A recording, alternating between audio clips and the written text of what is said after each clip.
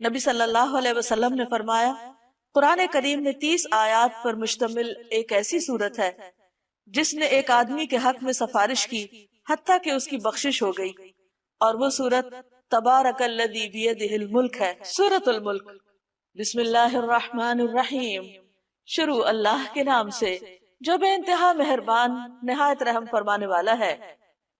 تبارک الذی بیدہ الملک وہو علی کل شیء قدیر، نہایت بزرگ و برتر ہے، بہت بابرکت ہے وہ جس کے ہاتھ میں کائنات کی سلطنت ہے، ہر چیز کا مالک، ہر چیز کا بادشاہ، اور وہ ہر چیز پر قدرت بھی رکھتا ہے، یعنی ایسا بادشاہ نہیں کہ جو بے اختیار ہو، بلکہ وہ ہر ایک چیز کو اپنے کنٹرول میں رکھتا ہے، کوئی چیز اس کے اذن کے بغیر ادھر سے ادھر نہیں ہو سکتی۔ اور اس کے ساتھ ساتھ اتنا اختیار، اتنی پاور، اتنا کنٹرول رکھنے کے ساتھ ساتھ بابرکت بھی ہے، یعنی اس کی ذات سے خیر ہی خیر وابستہ ہے، اس کی رحمتوں، برکتوں، بھلائیوں کی کوئی انتہا ہی نہیں، کیونکہ برکت میں بڑھوتری کا معنی پایا جاتا ہے، یعنی جتنی بھی خیر بھلائی ہے وہ اس کا فیضان جو ہے وہ ہمیشہ ہمیشہ کے لیے جاری ہے۔ الذی خلق الموت والحیات لیبلوکم ایکم احسن عملا، وہ جس نے موت اور زندگی کو بنایا تاکہ تمہیں آزما کر دیکھے، تمہارا امتحان لے۔ کس بات کا امتحان؟ ایکم احسن عملا، کہ تم میں احسن عمل کون کرتا ہے۔ اللہ سبحانہ وتعالی نے یہ دنیا بنائی اور اس میں ہمیں بھیجا، اور بھیجنے کے بعد ہماری زندگی موت کا مقصد ہمیں بتا دیا کہ میں نے اس لیے یہ سب کچھ سلسلہ بنایا ہے کہ انسان سے یہ دیکھا جائے کہ وہ اپنی زندگی کا استعمال کیسے کرتا ہے، وہ یہاں دنیا میں کس طرح رہتا ہے، اپنی خواہش کے مطابق یا اللہ کی مرضی کے مطابق، وہ اللہ تعالیٰ کے احکامات کتنے مانتا ہے اور دنیا والوں سے کتنا ڈرتا ہے۔ تو ہم میں سے ہر شخص کی یہ آزمائش ہو رہی ہے۔ اللہ تعالیٰ نے اس کائنات میں ایک بہت ہی بہترین جگہ، پرفیکٹ جنت کی شکل میں بنائی، وہ اتنی خوبصورت ہے کہ جس کی کوئی مثال دنیا میں ہے ہی نہیں، کوئی اس کا تصور ہی نہیں کر سکتا۔ اس جنت میں بسانے کے لیے اللہ تعالیٰ اس دنیا سے انسانوں کا انتخاب کر رہا ہے، امتحان میں ڈالنے کے بعد، ٹیسٹ کرنے کے بعد، کھنگالنے کے بعد یہاں سے وہ بہترین انسانوں کو چنے گا اور وہاں بسائے گا۔ اس کے لیے کوئی کسی کے کام نہیں آئے گا، جیسے کسی دوسرے کی نیکیاں اس سے کوئی اور فائدہ نہیں اٹھائے گا، جو کرے گا وہی پائے گا، جو بوئے گا وہی کاٹے گا۔ اب یہ ہم پہ ڈیپینڈ کرتا ہے کہ ہم اس جنت میں جانے کے لیے کس قسم کے کام کرتے ہیں، کتنی محنت کرتے ہیں۔ نبی صلی اللہ علیہ وسلم نے ایک جگہ پر فرمایا کہ خبردار، اللہ کا سودا بڑا مہنگا ہے اور اللہ کا سودا جنت ہے، یعنی اگر تم اللہ سے تجارت کرنا چاہتے ہو اور اس کی جنت چاہتے ہو تو پھر اس کے لیے قربانیاں کرنی پڑیں گی، وہ مفت میں نہیں ملے گی، اس کے لیے محنت کرنی ہوگی۔ اور وہ محنت کیا ہے؟ احسن عمل، بہترین کام۔ بہترین کام وہ نہیں ہوتے کہ انسان جن کو خود بہترین سمجھے، یعنی اس کی اپنی عقل کہے کہ یہ بہت اچھا ہی کر لیتے ہیں۔ مثلا اگر کسی کا دل کسی خاص کپڑا پہننے کو کر رہا ہے تو وہ کہے کہ یہ سب سے اچھا کام ہے کیونکہ میرا دل یہ چاہ رہا ہے کہ میں یہ پہنوں، تو ضروری نہیں کہ وہ اللہ تعالیٰ کو بھی پسند ہو۔ اسی طرح اگر کسی انسان کو کوئی ایسی چیز کھانے کو دل چاہ رہا ہے اور اس کی بہت زیادہ اس میں خواہش ہے تو ضروری نہیں کہ وہ اللہ سبحانہ تعالیٰ کو پسند بھی ہو سکتا ہے اللہ نے اس کو حرام کر رکھا ہو۔ اسی طرح اگر کسی کے دل میں کچھ باتیں ہیں اور وہ ان کو بولنا چاہتا ہے، کرنا چاہتا ہے، تو اس کو سوچنا پڑے گا کہ جو کچھ میں کہہ رہا ہوں یہ اللہ کو بھی پسند ہے یا نہیں۔ اسی طرح انسان اپنی مرضی سے کچھ سوچنا چاہتا ہے، کچھ اپنے دل دماغ میں اس کے خیالات ہیں اور وہ ان کو بہت انجوائے کرتا ہے، لیکن ضروری نہیں کہ وہ خیالات اللہ تعالیٰ کو بھی پسند ہوں۔ تو اس لیے اگر انسان احسن عمل کرنا چاہتا ہے تو اس کو دیکھنا پڑے گا کہ جس نے ہمارا انتخاب کرنا ہے، جس نے سلیکشن کرنی، اس کے نزدیک احسن کیا ہے، وہ کس چیز کو پسند کرتا ہے، اس کا کرائیٹیریا کیا ہے، اس کو کیسے میٹ کیا جائے، کس طرح اس کے مطابق ہم اپنی سوچ، اپنے خیالات رکھیں، اپنی گفتگو رکھیں، اپنے عمل، اپنے معاملات، لوگوں کے ساتھ طرز عمل، یہ سب کچھ کس طرح ہو، اور اگر یہ اس کی پسند کے مطابق ہوا تو قابل قبول، اور اگر وہاں ریجیکٹ ہو گیا تو اس کا کوئی فائدہ نہیں۔ تو فرمایا اس نے موت اور زندگی کو بنایا تاکہ تمہارا امتحان لے۔ ہر شخص امتحان میں ہے، اللہ تعالیٰ اچھے یا برے ہر طرح کے حالات سے بھی انسان کو آزما رہا ہے کہ ان حالات میں انسان کرتا کیا ہے۔ مثلا انسان کے اوپر دو حالتوں میں سے ایک حالت ہوتی ہے، یا وہ بہت خوش ہوتا ہے یا وہ تکلیف میں ہوتا ہے، یا وہ بس بیچ میں ہی درمیان میں ہوتا ہے۔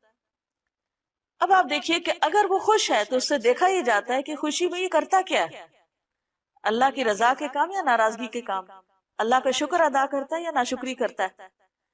اسی طرح اگر وہ تکلیف میں ہے تو پھر اس کو دیکھا جا رہا ہے، اس کا امتحان ہو رہا ہے کہ اب یہ کیا کرتا ہے، منہ سے کیا بات نکالتا ہے، لوگوں کے ساتھ کیا رویہ اختیار کرتا ہے، صبر کرتا ہے یا نہیں کرتا۔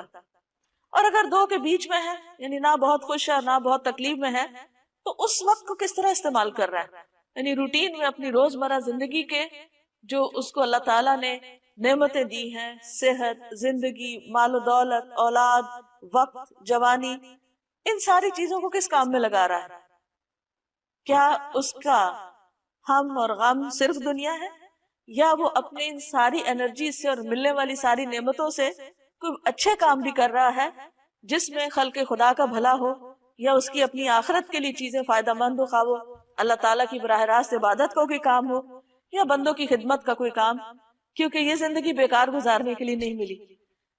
اس دنیا میں سب سے بڑا نقصان اگر کوئی کر سکتا ہے کسی چیز کا تو وہ خود انسان اپنا ہی کرتا ہے، جب اپنے آپ کا وقت ضائع کرتا ہے، خواہ وہ بیکار کچھ نہ کر کے یا فضول کام کر کے۔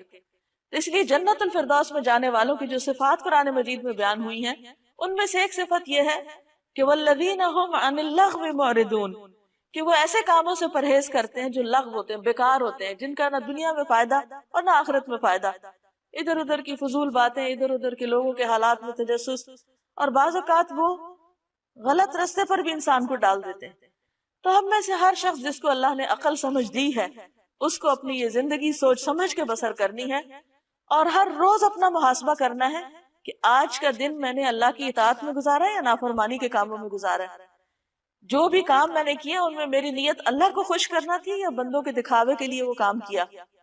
کیا میں نے جو عبادات کی، اچھے کام کیے، وہ نبی صلی اللہ علیہ وسلم کی سنت کے مطابق کیے یا اپنے خود ساختہ طریقوں کے مطابق کیے؟ کیونکہ اللہ کے نزدیک کوئی کام اس وقت تک احسن ہو نہیں سکتا جب تک دو شرائط خاص طور پر پوری نہ ہو۔ ایک یہ کہ نیت اللہ کے لیے، اللہ کو راضی کرنے کی نیت سے انسان کام کرے، چاہے دین کا کام ہو، دنیا کا کام ہو، عبادت ہو یا بندوں کے ساتھ اچھا معاملہ ہو۔ اور دوسرا یہ کہ خاص طور پر عبادات میں وہ عبادت نبی صلی اللہ علیہ وسلم کے طریقے کے مطابق ہو، خود ساختہ طریقوں کے مطابق نہ ہو، کیونکہ وہ وہاں قبول نہیں ہوں گے۔ ورنہ تو اللہ کے رسول صلی اللہ علیہ وسلم کے آنے کا مقصد ہی فوت ہو جاتا ہے۔ اللہ تعالیٰ نے ان کو ہمارے لیے ایک نمونہ بنا کے بھیجا کہ جیسے یہ کرتے ہیں ویسے ہی تم بھی کرو۔ وَإِن تُطِيعُوهُ تَهْتَدُوا، اگر تم اس کی اطاعت کرو گے تو ہدایت پاؤ گے۔ وَهُوَ الْعَزِيزُ الْغَفُورُ، اور وہ زبردست ہے، بخشنے والا ہے۔ یعنی اگر تم نے نافرمانی کی تو کہیں بھاگ کے نہیں جا سکتے، وہ ہر چیز پر غالب ہے، پکڑ لے گا تم کو۔ اور اگر تم سے غلطی ہو گئی، معافی مانگو گے، اس کی طرف پلٹ آؤ گے تو بخشنے والا ہے، مہربان بھی ہے۔ پھر اللہ سبحانہ وتعالیٰ کی کچھ صفات بیان کی جا رہی ہیں، کتنا زبردست حکمت والا ہے، علم والا ہے، قدرت والا ہے، طاقت والا ہے، کیا کیا اس نے بنایا ہے، کائنات کی نشانیوں سے اس کو پہچانو۔ الذی خلق سبع سماوات طباقا، وہ جس نے تہ بر تہ 7 آسمان بنائے، تم رحمان کی تخلیق میں کسی قسم کی بے ربطی نہ پاؤ گے، پرفیکٹ ہے، پورا ویل آرگنائزڈ اور ڈسپلن میں ہے ہر چیز۔ یہ نہیں کہ اللہ تعالیٰ نے آسمان بنایا اور پھر وہ اسے کنٹرول نہیں ہو رہے، یا زمین کے اندر کوئی ایسی خرابیاں ہو رہی کہ وہ آؤٹ آف کنٹرول ہوگی اور وہ جا ٹکرائے کسی اور چیز سے، یا اسی طرح زمین کے اوپر جو چیزیں ہیں، کوئی بھی چیز ایسی نہیں، تخلیق کی کوئی بھی چیز ایسی نہیں کہ جس کے اندر کسی قسم کی کوئی ڈسکرپنسی ہو، کبھی وہ کچھ کرنے لگ جائے کبھی کچھ کرنے لگے۔ مثلا یہ نہیں کہ آگ کبھی جلا رہی اور کبھی ٹھنڈی ہوا دے رہی۔ اس نے جو کچھ بنایا، جس طریقے پر بنایا، جس کام کے لیے اس کو بنایا وہ وہی کام کر رہا ہے. اس سے ایک بہت بڑا سبق ملتا ہے کہ اگر ایک چیونٹی سے لے کر ایک ہاتھی تک اپنے اس کام میں لگا ہوا ہے جو اللہ نے اس کے لیے بنایا ہے، جو اللہ نے اس کے لیے رکھا ہے، اور وہ اس مقصد کو پورا کر رہا ہے اس دنیا میں جس مقصد کے لیے اس کو بھیجا گیا ہے، کیونکہ اللہ تعالیٰ کا کوئی کام بھی بے مقصد نہیں، تو پھر کیا انسان کی زندگی کا کوئی مقصد نہیں ہوگا؟ وہ ایسے ہی بیکار بھیج دیا گیا کہ جو جی چاہے کرے، اور اس کی زندگی میں کوئی ڈسپلن نہ ہو، کوئی آرگنائزیشن نہ ہو، اور بغیر کسی ڈائریکشن کے بس وہ صبح اٹھے اور شام کر دے. نہیں، فرمایا تم رحمان کی تخلیق میں کسی قسم کی کوئی بے ربطی نہ پاؤ گے. پھر پلٹ کر دیکھو، کیا تمہیں کوئی خلل نظر آتا ہے؟ کوئی خرابی نظر آتی ہے؟ آسمانوں میں دیکھو، ستاروں اور سیاروں پر غور و فکر کرو، ہر چیز اپنی رفتار کے ساتھ اور اپنے طریقے پر اور اپنی ڈائریکشن پر چلتی چلی جا رہی ہے، اور اتنے ہیوج بڑے بڑے ستارے سیارے بغیر کسی ادھر ادھر ہوئے اپنی ایک سیدھ میں چل رہے ہیں جو اللہ نے راستہ ان کے لیے مقرر کیا. حتیٰ کہ شہد کی مکھی جیسی چھوٹی سی مخلوق بھی اللہ تعالیٰ کے طے کردہ راستوں پر چل کے اپنا کام کر رہی ہے. تو اس میں انسان کے لیے کیا نشانی ہے، کیا سبق ہے کہ اے انسان تو اپنے آپ کو دیکھ کہ تیرے اندر کتنا ڈسپلن ہے اور تیری زندگی میں کیا مقصد ہے. شہد کی مکھی تو شہد بنانے کے لیے آئی ہے، تو دنیا میں کون سے مفید کام کر رہا ہے، اور واپس ساتھ لے جانے کے لیے تمہارے پاس کیا ہے. بار بار نگاہ دوڑاؤ، تمہاری نگاہ تھک کر نامراد پلٹ آئے گی. ہم نے تمہارے قریب کے آسمان کو عظیم الشان چراغوں سے آراستہ کیا، یعنی ستارے بنائے، اور انہیں شیاطین کو مار بھگانے کا ذریعہ بھی بنایا. ان شیطانوں کے لیے بھڑکتی ہوئی آگ ہم نے مہیا کر رکھی ہے.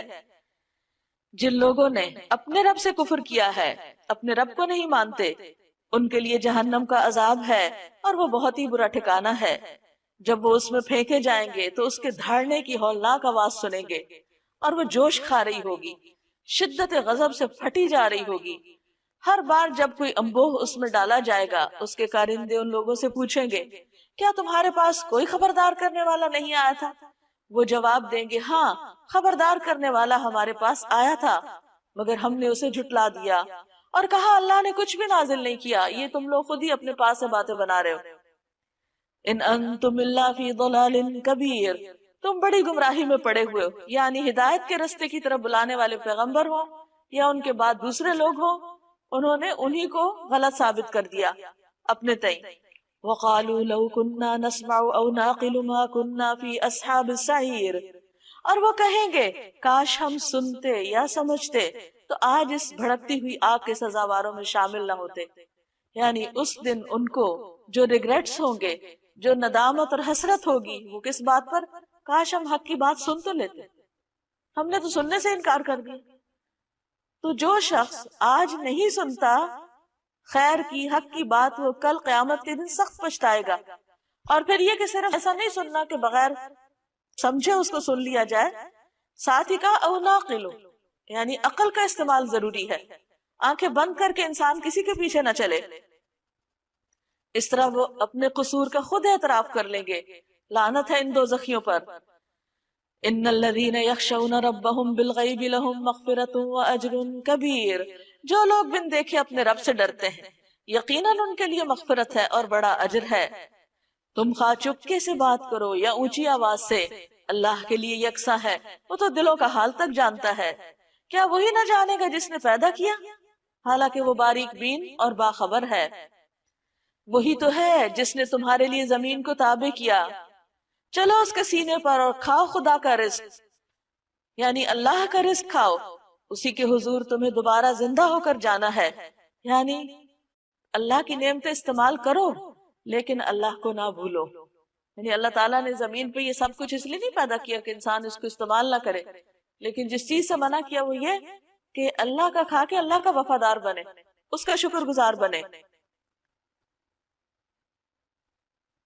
اسی کے حضور تمہیں دوبارہ زندہ ہو کر جانا ہے.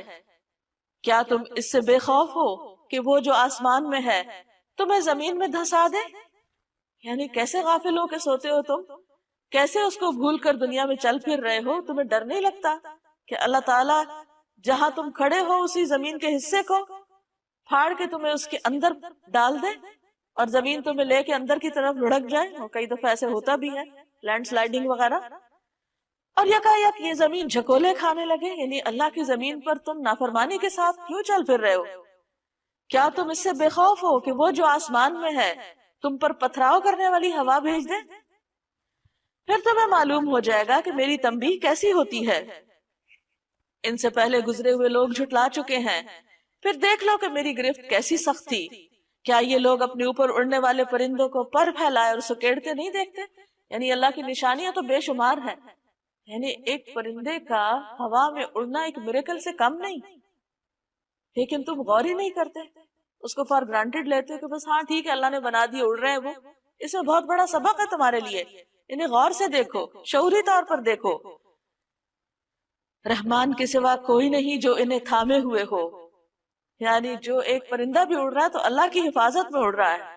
اللہ نے اس کو ایسا جسم دیا، ایسی ہڈیاں دی کھوکھلی، ایسے پر دیے، اس شیپ کا بنایا کہ وہ اڑ سکے۔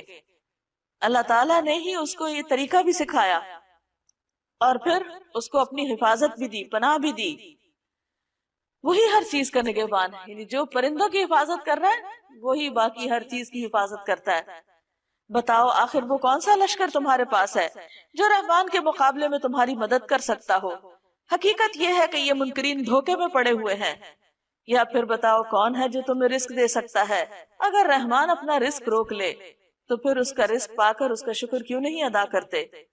دراصل یہ لوگ سرکشی اور حق سے گریز پر اڑے ہوئے ہیں۔ بھلا سوچو جو شخص منہ اندھائے چل رہا ہو، یعنی بغیر سوچے سمجھے بس ایک روٹین کی لائف گزار رہا ہو، وہ زیادہ صحیح راہ پانے والا ہے، یا وہ جو سر اٹھائے سیدھا ایک ہموار سڑک پر چل رہا ہو، یعنی اپنا راستہ خود اپنی آنکھوں سے دیکھ کر اسٹریٹ پاتھ پر ہو؟ ان سے کہو اللہ ہی ہے جس نے تمہیں پیدا کیا، تم کو سننے اور دیکھنے کی طاقتیں دی، سوچنے سمجھنے والے دل دیے، مگر تم کم ہی شکر ادا کرتے ہو۔ یعنی اللہ نے تمہیں جانوروں کی طرح پیدا نہیں کیا، عقل سمجھ دے کے کیا، لیکن تم کیا صرف جانوروں کی سطح پر زندگی بسر کرو گے کہ جس طرح وہ صرف اپنی خواہشات کی بنا پہ جیتے، کھاتے ہیں، پیتے ہیں، چلتے پھرتے ہیں اور بچے پیدا کرتے اور بات ختم؟ تم بھی ایسی زندگی بسر کرو گے؟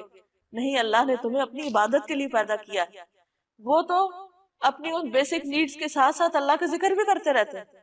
تو انسان کیا تو اسی غفلت میں پڑا رہے گا؟ ان سے کہو اللہ ہی ہے جس نے تمہیں زمین میں پھیلایا ہے اور اسی کی طرف سمیٹے جاؤ گے۔ یہ کہتے ہیں اگر تم سچے ہو تو بتاؤ یہ وعدہ کب پورا ہوگا، یعنی قیامت کا یا پھر عذاب کا؟ کہو اس کا علم تو اللہ کے پاس ہے، میں تو بس صاف صاف خبردار کر دینے والا ہوں۔ پھر جب یہ اس چیز کو قریب دیکھ لیں گے تو ان سب لوگوں کے چہرے بگڑ جائیں گے جنہوں نے انکار کیا، یعنی آخرت کا عذاب دیکھتے ہی ان کی حالت خراب ہو جائے گی، اور اس وقت ان سے کہا جائے گا یہی ہے وہ چیز جس کے لیے تم تقاضا کر رہے تھے۔ ان سے کہو کبھی تم نے یہ بھی سوچا کہ اللہ خواہ مجھے اور میرے ساتھیوں کو ہلاک کر دے یا ہم پر رحم کرے، کافروں کو دردناک عذاب سے کون بچا لے گا؟ ان سے کہو وہ بڑا رحیم ہے، اسی پر ہم ایمان لائے، اسی پر ہمارا بھروسہ ہے، ان قریب تمہیں معلوم ہو جائے گا کہ سری گمراہی میں پڑا ہوا کون ہے۔ ان سے کہو کبھی تم نے یہ بھی سوچا کہ اگر تمہارے کنووں کا پانی زمین میں اتر جائے تو کون ہے جو اس پانی کی بہتی ہوئی سوتیں تمہیں نکال کر لا دے گا؟